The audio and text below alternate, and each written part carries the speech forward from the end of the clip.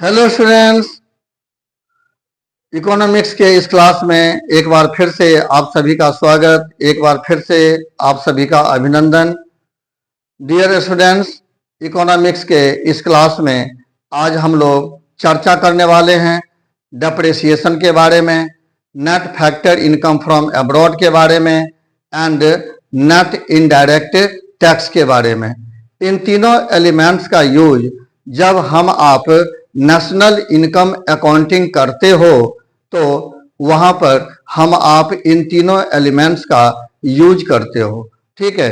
लेकिन गौरतलब ये है, ध्यान देने लायक बात यह है कि इतना इम्पोर्टेंट टॉपिक होते हुए भी यहाँ पर अक्सर जो स्टूडेंट हैं उनसे गलतियां हो जाया करती हैं, ठीक है।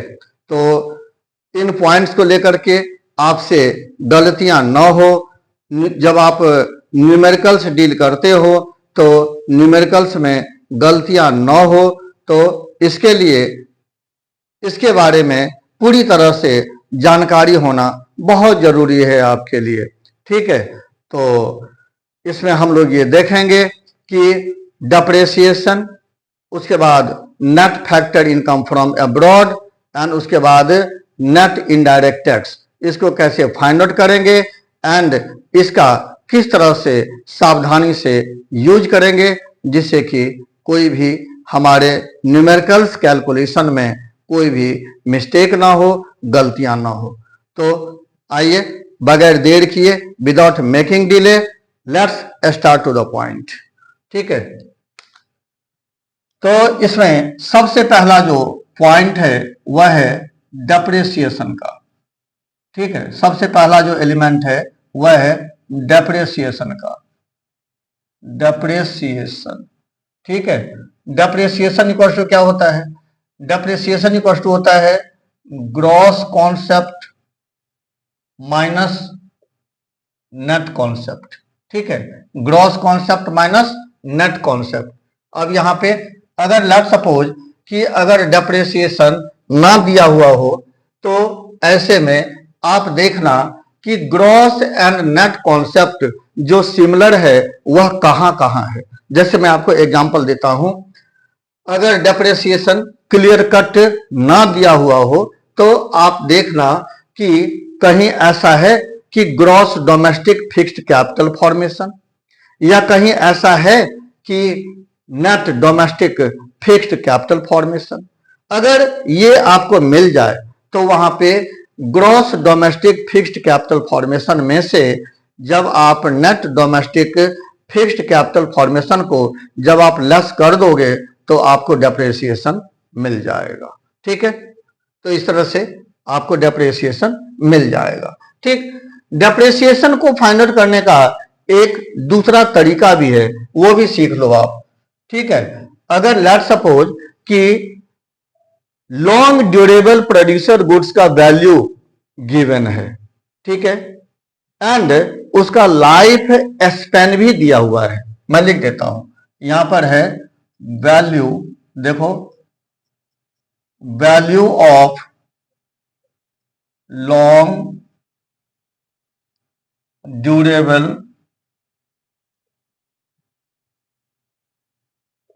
प्रोड्यूसर गुड्स, मान के चलो ये है 2000 एंड इसका जो लाइफ स्पैन है, ठीक है, लाइफ स्पैन जिसको आप वारंटी कहते हो, ठीक है, लाइफ स्पैन जो है यह है 10 इयर्स, ठीक। तो डेप्रिसिएशन क्या हो जाएगा? डेप्रिसिएशन इक्वल टू हो जाएगा, डेप्रिसिएशन इक्वल टू हो जाएगा वैल्यू ऑफ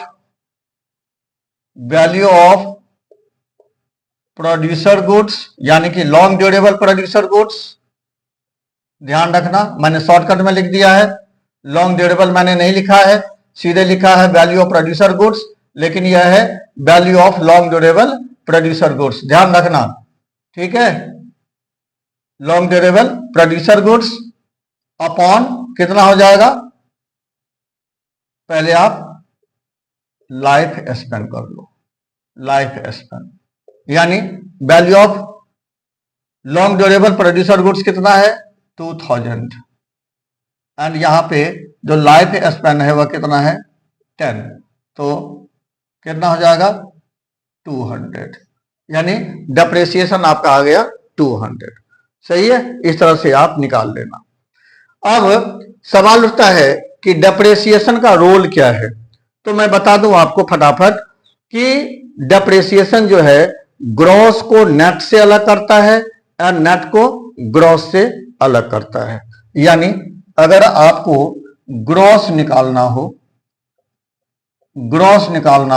तो यह हो जाएगा नेट प्लस डेप, ठीक है। एंड अगर आपको नेट निकालना हो तो यह हो जाएगा ग्रॉस माइनस डेप, ठीक है। इस तरह से निकाल लेना आप, सही है, इस तरह से आप निकाल सकते हो। उसके बाद जो दूसरा जो एलिमेंट है वह है net factor income from abroad, यानी कि net factor income from abroad. तो net factor income from abroad equal to होता है factor income received from abroad minus factor income paid to abroad.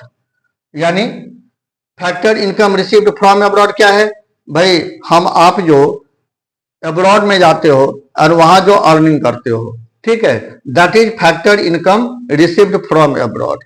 And उसी प्रकार से जो फॉरेनर्स हमारे यहाँ आते हैं, ठीक है, and coming over here they earn something, ठीक है, तो वह जो अर्न करता है उसे जो पेमेंट दिया जाता है उसी पेमेंट का नाम है factor income paid to abroad. तो जब आप factor income received from abroad में से factor income paid to abroad को जब आप लेस कर दोगे तो आपको net factor income from abroad मिल जाएगा। क्लियर? अच्छा, अब इसका रोल क्या है? तो इसका रोल है ये डोमेस्टिक कॉन्सेप्ट को नेशनल से अलग कर देता है एंड नेशनल को डोमेस्टिक कॉन्सेप्ट से अलग कर देता है। यानी आप लिख सकते हो national equals to domestic plus NFIA, सही है, and domestic equals to national minus NFIA, ठीक है। तो इस तरह से आप फाइंड आउट कर सकते हो, ठीक है ना। अच्छा, उसके बाद जो थर्ड एलिमेंट है वह है आपका नेट इनडायरेक्ट टैक्स, यानी निट, ठीक है। निट इक्वल टू होता है indirect tax minus subsidies. Indirect tax कौन कौन से टैक्स होते हैं? जैसे सेल टैक्स है, एक्साइज ड्यूटी है, इंपोर्ट ड्यूटी है, ठीक है, टोल टैक्स है, ओवरऑल जीएसटी है, गुड्स एंड सर्विसेज टैक्स, ये सारे के सारे क्या है? ये इनडायरेक्ट टैक्स हैं। तो जब इनडायरेक्ट टैक्स में से जब गवर्नमेंट के द्वारा दी गई सब्सिडी जब आप लेस कर देते हो तो आपको मिल जाता है नेट इनडायरेक्ट टैक्स, सही है। अब ये नेट इनडायरेक्ट टैक्स का रोल क्या है, ये क्या करता है?